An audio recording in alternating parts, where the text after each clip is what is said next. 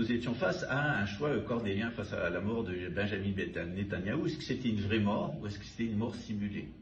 C'est-à-dire qu'ils allaient l'amener en Argentine, comme ils ont amené Hitler, qui appartenait à la même famille et qui travaillait aussi pour les sionistes. Nazis et sionistes ont signé ensemble l'accord de transfert, le Halava, qui est un accord qu'a signé Adolf Hitler avec la colonie Rothschild, qui permettait aux Juifs qui quittaient l'Allemagne d'aller s'installer en Palestine et de recevoir l'intégralité de leurs biens. Donc ceux qui sont morts, c'est ceux qui n'ont pas voulu partir, ou en tout cas ceux qui n'ont pas été au courant de l'accord. Ça permettait aussi à Israël, ce qui allait devenir Israël, de vendre 2 fois au prix du marché ces oranges de Jaffa contre des machines-outils, des bulldozers, etc., qui étaient fabriqués par l'industrie allemande. Donc les Allemands ont été dépossédés, en réalité, par les sionistes, puisque nazis et sionistes étaient main dans la main et financés par les mêmes, c'est-à-dire la banque Loewe. J'ai écrit un livre qui s'appelle Le Grand Retour des sciences de l'âme, qui est suivi de la psychologie selon la synagogue de Satan et dans l'église de Dieu. Je vous explique exactement les financements et comment ces personnes-là fonctionnent. Ce sont des menteurs. Ce sont des menteurs pathologiques, ce sont des escrocs, notoires et patentés. Ce sont des assassins, on l'a vu à Gaza, mais bien avant. Ces gens-là n'hésitent pas à tuer. Ils ont commencé par tuer tous les rabbins qui s'opposaient au sionisme religieux. Ils sont en train de provoquer la mort de centaines de milliers de juifs, parce que ce qui va arriver, ces gens-là ont amené les juifs en Israël pour les tuer. On les avait prévenus de longue date.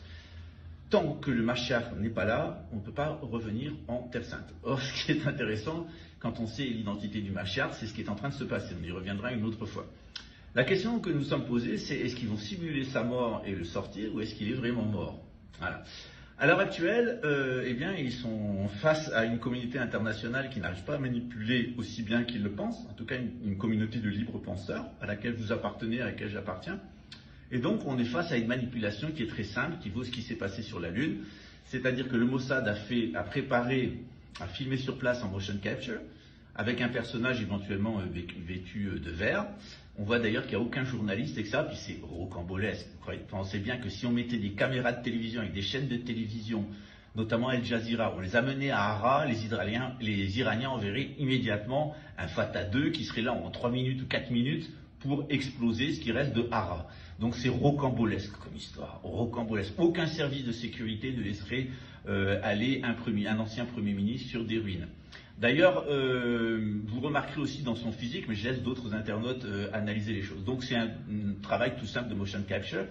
Ce qui est intéressant, c'est que le Mossad a joint les chaînes de télévision, dont Al Jazeera, dont une chaîne américaine, dont Globo ici. Il y a un électorat judéo-bolsonariste ici, ou sionisto-bolsonariste, celui qui est impliqué dans le réseau Samuel Klein, le Epstein brésilien.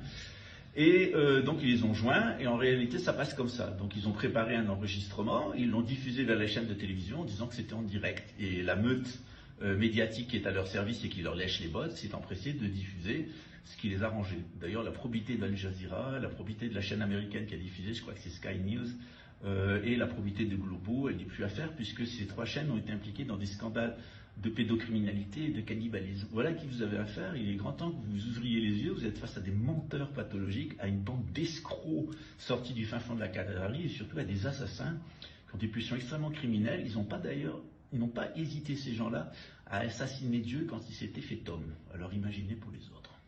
À bientôt.